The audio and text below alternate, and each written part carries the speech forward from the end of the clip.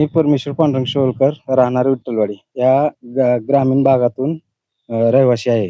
तरी मी बेंबळी पोलीस स्टेशनला अवैध धंदे बंद करा म्हणून अर्ज केले होते. त्याच्यावर काही निष्पन्न न झाल्यामुळे एस-पी, कलेक्टर ऑफिसला अशा तक्रारी दिल्यात. वारंवार तक्रार देतो, पण त्याच्यावर काय हालचाल झालेली नाही.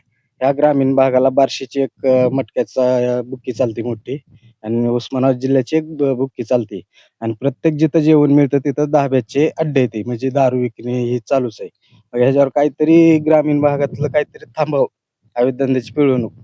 हे प्रत्येक जाईल त्या ठिकाणी अवैध धंद्याचं जाळं पसरवलेलं आहे.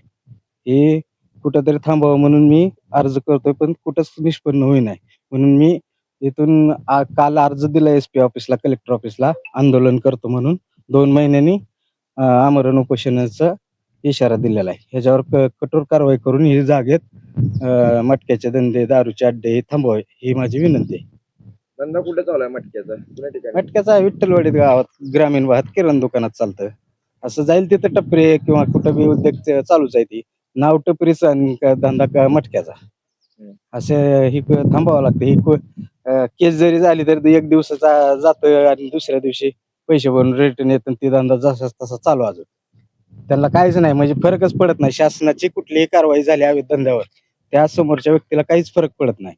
मग त्याच्यावर काहीतरी कारवाई झाल्यावर कारवाई होऊन सहित माणूस म्हणते मला तीच धंदा करायचा आहे. त्या धंद्याचं जाळच असं भारी आखले गेलेलं आहे.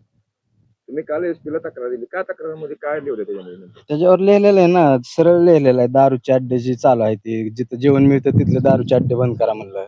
ग्रामीण भागात मटका चालू आहे तिथला बंद करा म्हणलं. ग्रामीण भागात मटक्याचं जाळं, किराणा दुकाने, टपऱ्यावानी चालूच आहे. आणि माझंच ग्रामीण भागात अतोनात नुकसान झालेलं आहे. मी त्यातला एक हे आहे. त्याच्यामुळे मला हे सगळंच खुलासा माहिती आहे. म्हणून मी स्वतः मुद्दा उचललेला आहे ग्रामीण भागातलं थांबवायचं म्हणून. माझं तर नुकसान झालं, पण इतर बाकी समाजाचं नुकसान थांबावं म्हणून मी मुद्दा उचललेला आहे. पुढली भूमिका काय आहे तुमची आता? मी तर 2 महिन्यांनी दिलेला इशारा आंदोलनाचा.